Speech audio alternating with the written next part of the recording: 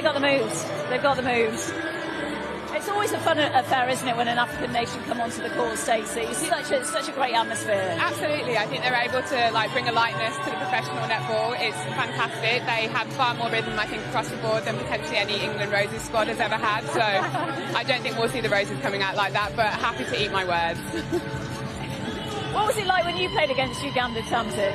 I love getting any opportunity. Remember, this is all fairly new that we're getting this many test series across the year, that you're getting chances against this group. You know, it's very rare that England will go on a long tour to Africa and play some of these nations in their home country, choosing in South Africa. So, you know, it's great for both nations and for world rankings. We saw that at the start. I'm so Ugandan. Everywhere I go, I'm so UG. I'm so Uganda. Kubu kubu. Come dance la kubu kubu. I'm so Uganda. Kubu kubu. Come dance la kubu kubu. I'm so Uganda. Kubu